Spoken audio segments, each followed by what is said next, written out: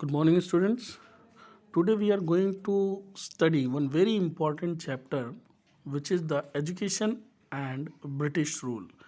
आप लोगों में से बहुत सारे स्टूडेंट्स के मन में ये चीज़ आती होगी कि आखिर ब्रिटिश के टाइम पे या ब्रिटिश से पहले हमारा एजुकेशन सिस्टम कैसा था, किस तरह से पढ़ाई होती थी, कैसे स्टूडेंट्स को क्या क्या ऑफ़र मिलते थे सब्जेक्ट पढ़ने के लिए, और ब्रिटिश टाइम में कैसा था, आज के जैसा था या आज से पहले कुछ अलग होता था।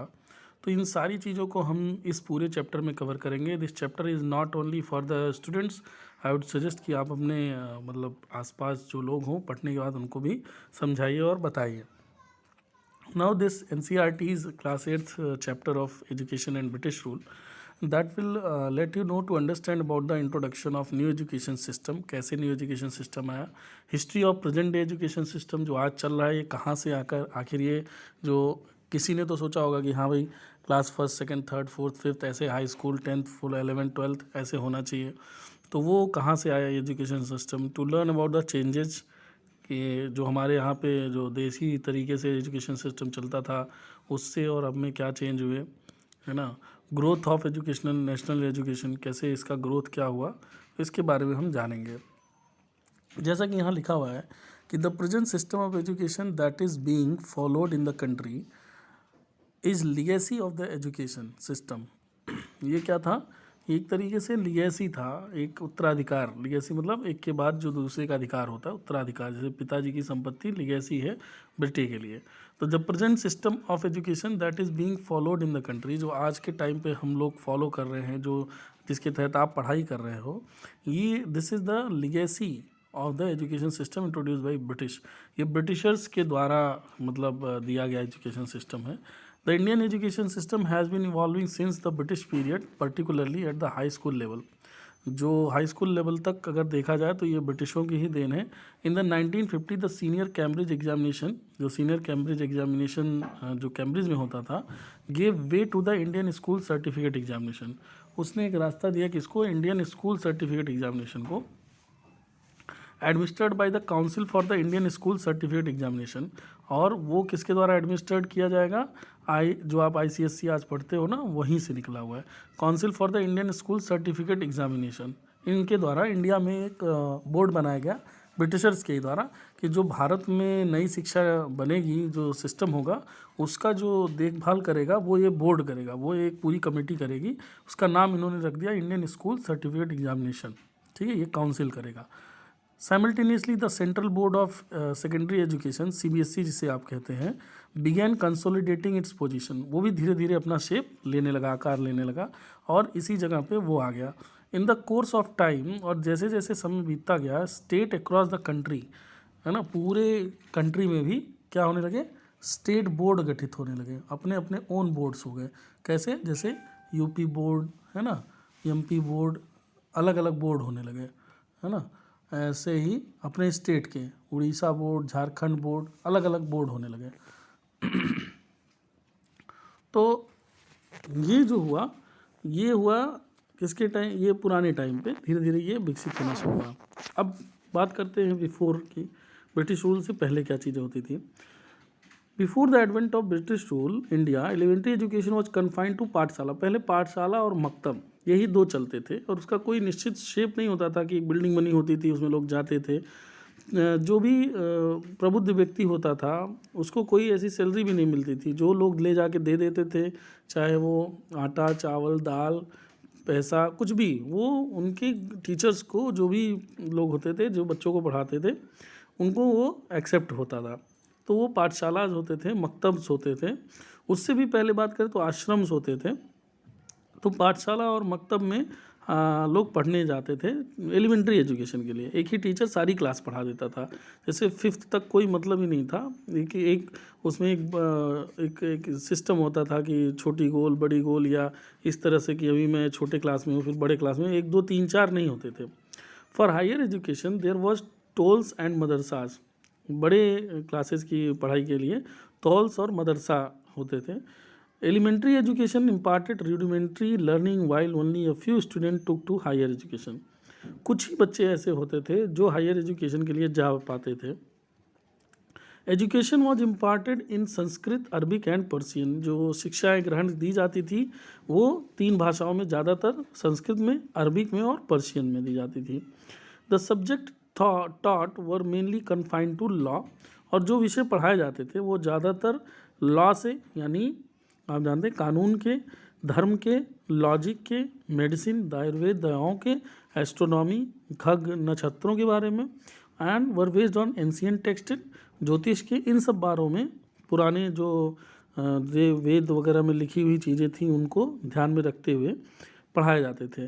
The new wave of thinking of renaissance in the west was yet to reach the Indian shores. Scientific research and thinking were at their lowest.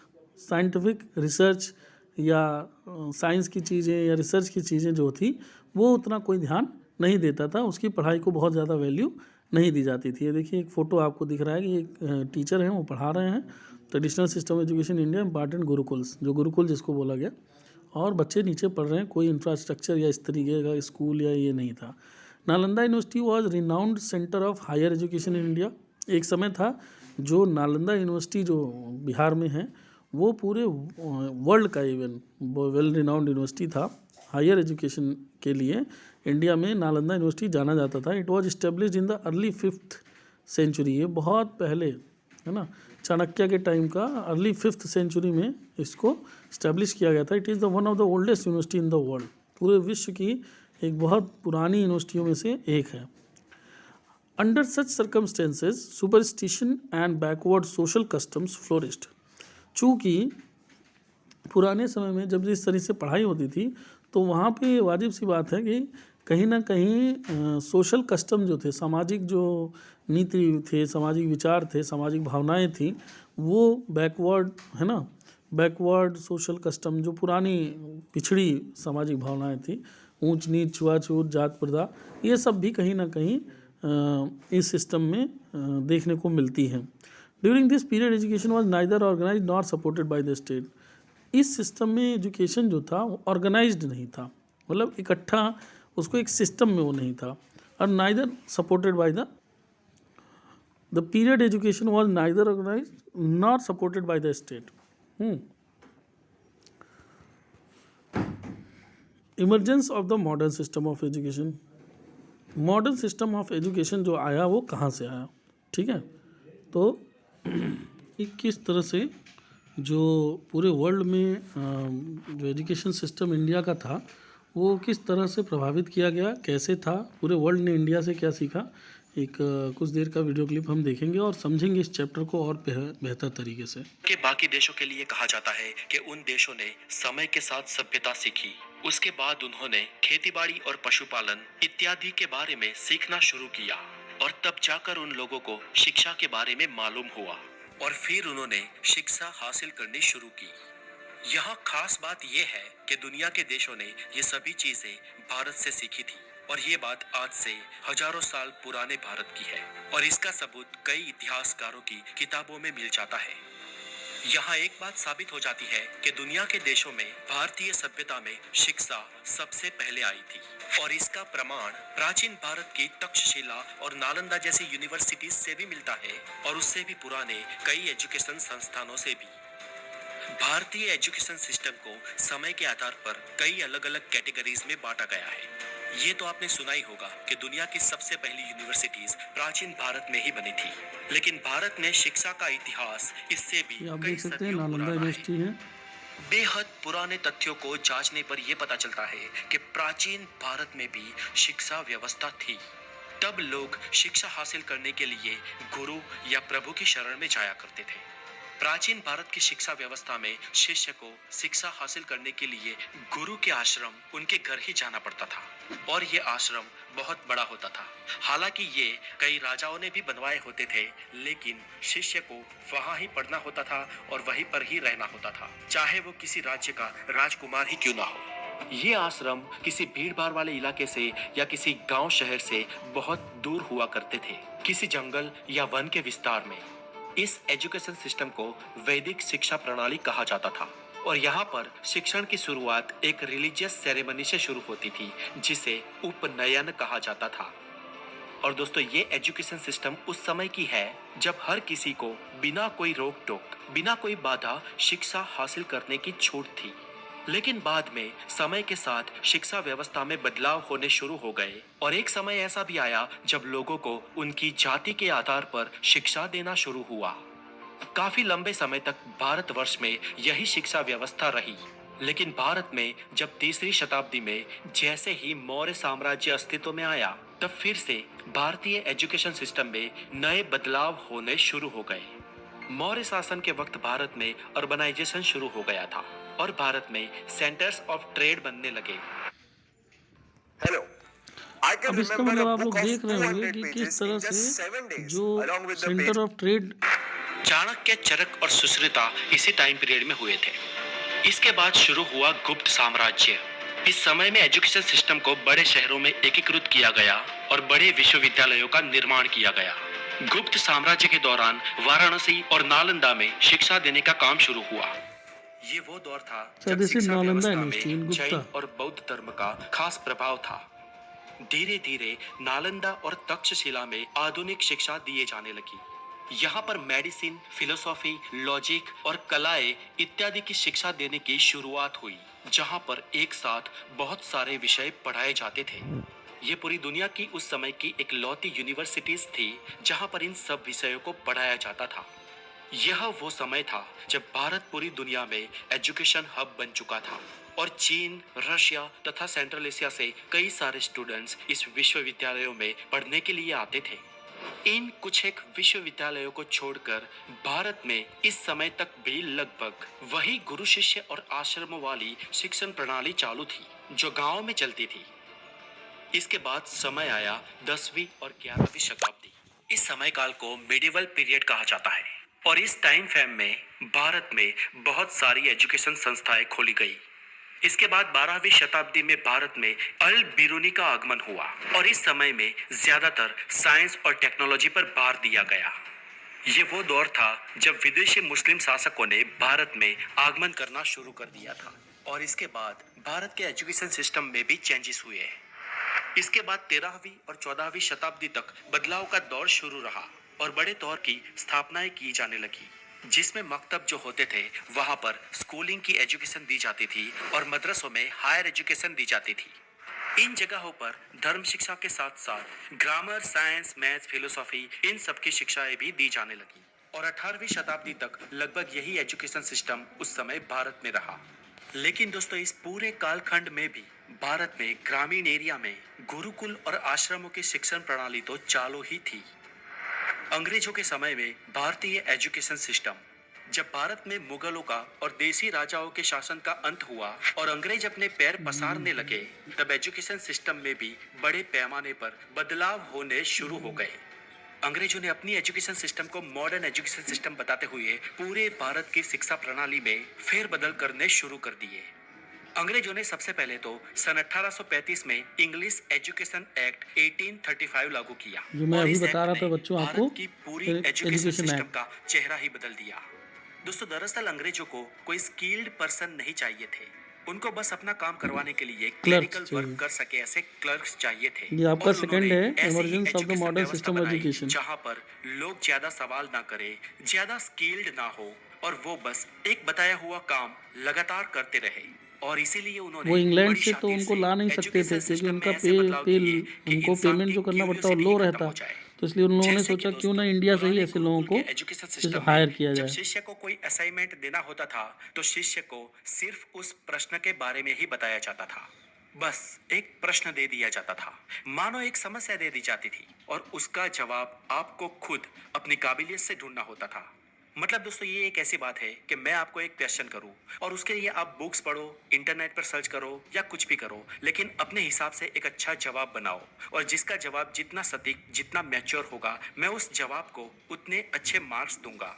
दोस्तों ये पद्धति हुआ करती थी ओल्ड इंडियन एजुकेशन सिस्टम में। और अब यहाँ पे बच्चों में बताऊंगा कि जब पुरानी परंपरा थी तो टीचर क्या करते थे, क्वेश्चन दे देते थे। अब आप उसको जब खोजेंगे, उस क्वेश्चन का आंसर खोजेंगे, चाहे कई जगह से खोजेंगे, तो आप उसी में आपकी लर्निंग प्रोसेस डेवलप होती है। इसलिए टीचर जानता था कि मुझे, मेरा उद्देश्य है बच्चे को लर्न कराना, ना कि रटे रटाए चीज़ों को करना। तो ये हमारा ओल्ड आज भी एजुकेशन सिस्टम कई था। विकसित देशों में यही प्रणाली उपयोग होती है, लेकिन इसके विपरीत अंग्रेजों ने किया ये कि वो लोग सवाल भी दे देते थे और साथ में जवाब भी दे देते थे। आपको बस वो जवाब पढ़ना होता था। इससे आपकी नो, इंफॉर्मेशन तो बढ़ती, लेकिन विविध जवाबों की कोई नई खोज नहीं होती। अब आप समझे ना कि जो आज हम पढ़ रहे हैं कि जिसमें आंसर तुरंत गूगल से मिल जाए या तुरंत पीछे दिया रहे, इससे क्या होता है कि ऑप्शन में दिया रहे कि हमारे माइंड का जो वर्क है वो वर्क नहीं हो पाता। तो ये अंग्रेजों ने इस सिस्टम को कम कर दिया, सोचने की क्षमता को कम करा दिया नए कोई एजुकेशन सिस्टम में। क्यूरियोसिटी नहीं पैदा होती और आपको ये सारे सवाल और उनके जवाब याद करके एग्जाम पेपर में लिख देने होते थे। तो दोस्तों, अब आप मुझे बताइए कि ये आपकी स्किल की परीक्षा है या फिर आपकी याद शक्ति की। मतलब 3 घंटे में जिसको जितना अच्छे से याद है वो वही लिख पाएगा ना। अब अंग्रेजों के इस एजुकेशन सिस्टम में ना कोई स्किल की जरूरत थी और ना कोई स्किल्ड पर्सन की। इस एजुकेशन सिस्टम में बस जरूरत थी तो अच्छी याददाश्त की। हालांकि अंग्रेजों ने कुछ चीजें की, जैसे कि मिडाइवल टाइम में सिर्फ पुरुष ही पढ़ने के लिए जाते थे, महिलाएं पढ़ने के लिए नहीं जाती थी। कुछ लेकिन अच्छी अंग्रेजों चीज़ें ने भी की उन चीजों लोगों को ने, बदलते अंग्रेजों ने, हुए कि लड़कियों सिर्फ के पुरुष ही लिए नहीं, शिक्षा लड़कियों की शिक्षा मुहैया व्यवस्था पे भी करवाई। ध्यान दिया। लेकिन ये सब उनके शासनकाल में बाद में हुआ। Indian education system after independence. आजादी के तुरंत बाद भारत में बहुत कुछ नहीं बदला और अंग्रेजों की बनाई हुई शिक्षण प्रणाली को ही आगे बढ़ाया गया। और आज जो एजुकेशन है वो काफी हद तक अंग्रेजों द्वारा चलाए जाने वाले एजुकेशन सिस्टम पर आधारित ही है। हालांकि कुछ भारतीय सरकारों ने शिक्षण व्यवस्था में बदलाव करते हुए हायर एजुकेशन के लिए कुछ स्कोप ओपन किए हैं, जहां पर रिसर्च और डेवलपमेंट पर भार दिया जाता है। लेकिन आज भी बेसिक एजुकेशन सिस्टम में कुछ खास बदलाव नहीं आए हैं, पर आज भी सरकारें इस एजुकेशन सिस्टम में फेरबदल और सुधार तो कर ही रही है। दोस्तों, ये सब आजादी के बाद से लेकर सन 2020 तक चलता रहा। लेकिन सन 2020 में कोविड-19 इस महामारी के कारण सब कुछ बदल गया और इस महामारी ने ना सिर्फ इंडिया पर लेकिन पूरी दुनिया पर बहुत बड़ा इम्पैक्ट डाला है और इसका असर भारतीय शिक्षण व्यवस्था पर भी हुआ है। आज आमतौर पर फिलहाल अभी तक तो नई ऑनलाइन शिक्षण पद्धति अस्तित्व में आई है और कई सारे ऑनलाइन इंस्टीट्यूट भी खुले हैं। आज के माता पिता अपने बच्चों के बेहतरीन भविष्य के लिए शिक्षण के पीछे बहुत खर्च करते हैं, पर स्कूल की ओल्ड शिक्षा प्रणाली बच्चों के लिए पर्याप्त नहीं है। इसलिए आज कई सारी एडटेक कंपनी सामने आई है, जैसे कि लीड ने किस तरह से जो हमारी शिक्षा व्यवस्था थी किस तरह से चेंज हुई और क्या पहले था बाद में क्या हुआ। आपने ये वीडियो में भी ये फिगर देखा होगा नालंदा यूनिवर्सिटी का, जो मॉडर्न एजुकेशन सिस्टम इंडिया में आया वो कैसे आया। अभी वीडियो में बताया था कि British came to India as a trading group, eventually उन्होंने कंट्रोल ले लिया था एडमिनिस्ट्रेशन पे इंडिया के, एज व्यापारी बन के वो आए थे और तब उन्हें क्लर्क्स की ज़रूरत पड़ी जो कि रिकॉर्ड मेंटेन कर सके, फाइल्स मेंटेन कर सके। To get them from England did not seem to viable position, उनको इंग्लैंड से लाना आसान नहीं था। इसलिए उन्होंने डिसाइड किया कि क्यों ना इंग्लिश सिस्टम को इंडिया में ही इंट्रोड्यूस किया जाए और हमें हमारे लायक लोग मिल जाए, कुल मिला जुला करके, कि जो उनके लिए काम कर सके। और दूसरी चीज़ कि ज़्यादा से ज़्यादा लोग जब होंगे तो कहीं ना कहीं ब्रिटिशर्स के कल्चर को एडॉप्ट करेंगे, है ना। इंग्लिश तो सीखेंगे ही सीखेंगे, उनके लिए वर्क तो होगा ही, ज़्यादा से ज़्यादा वो क्या होंगे, अपने आप को कनेक्ट ज़्यादा कर पाएंगे। तो दो फ़ायदे होते, उनके अंदर यूरोपियन एटीट्यूड डेवलप होगा। और फिर क्या हुआ कि the text book culture emerged as the means of controlling thoughts, और जो भी टेक्स्ट बुक था वो थॉट्स को कंट्रोल करने वाला। जैसे उसमें बताया ना कि पहले क्वेश्चन दिए जाते थे तो उसमें आपको छूट दी जाती थी कि आप सोचिए, अच्छा बेहतर से बेहतर ऑप्शन सोचिए। ये नहीं आपको कोई क्वेश्चन दिया गया कि right in your own words, जैसे हम अक्सर करके यहाँ दे आपको एक आध क्वेश्चन ऐसे एग्जाम में दिए जाते हैं कि right in your own words, अपने शब्दों में लिखो इसको, कि what do you think that India will be a developed country if the India will manage its resources in such a way. Write something on this topic in your own words. What do you understand by the global warming? What are the major causes? Right in your own words. तो जब आप अपनी भाषा में अपनी शब्दों में लिखेंगे तो सोच के लिखेंगे, कुछ डेवलपमेंट का वर्क होगा, आपकी भी मस्तिष्क विकास होगा। लेकिन जब वहीं पे ये हो जाए कि right in your own words with in 100 words, अब आपको बांध दिया गया, कंट्रोल कर दिया गया। तो उनके जो टेक्स्ट बुक थे, कल्चर्स थे, वो कंट्रोल करने वाले थे, जिससे कि भविष्य में भी, चूंकि उनको कौन लोग चाहिए थे, सिपाही चाहिए हुए थे, क्लर्क चाहिए होते, तो जिससे कि वो आपको कंट्रोल कर सके कि फायर बोल दिया तो फायर करो, पूछो नहीं क्यों फायर।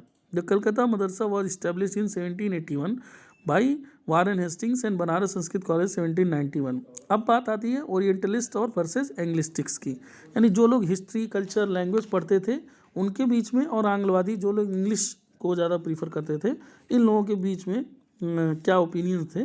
तो ओपिनियन अलग अलग थे, अगर देखा जाए तो ओपिनियन दोनों के अलग अलग थे, है ना।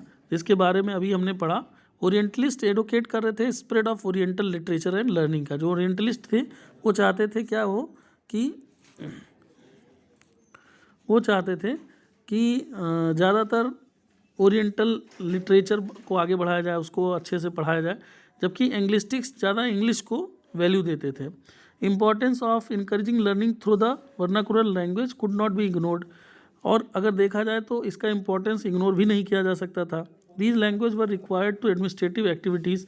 चाहे कुछ भी हो, लेकिन एडमिनिस्ट्रेटिव एक्टिविटी, प्रशासनिक कार्यों के लिए हमको दोनों लैंग्वेज की आवश्यकता थी। एक तरफ अगर हमें हिंदी, इंग्लिश, हिंदी, अरबिक, संस्कृत की आवश्यकता थी, तो दूसरी तरफ इंग्लिश की भी आवश्यकता थी।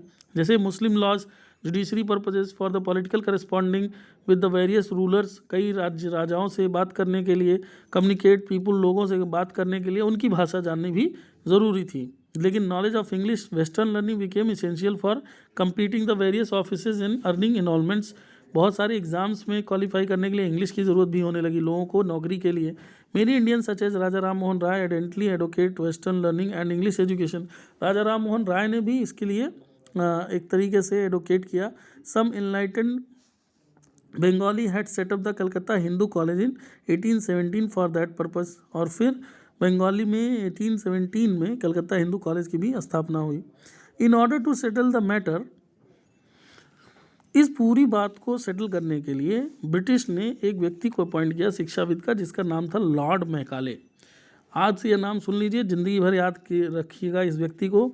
यह व्यक्ति आज के समय की जो इंडिया में एजुकेशन सिस्टम चल रहा है उसका जिम्मेदार, उसको बनाने वाला, वह दूरदर्शी व्यक्ति यही थे, लॉर्ड मैकाले। लॉर्ड मैकाले ने ही आज की इंडियन सिस्टम को बनाया था, है ना। तो जैसा कि राजा राम मोहन राय ने भी एडवोकेट किया बहुत जोशीले तरीके से, बहुत ज़्यादा उनमें वेस्टर्न लर्निंग के जोर दे करके कि वेस्टर्न लर्निंग ज़रूरी है।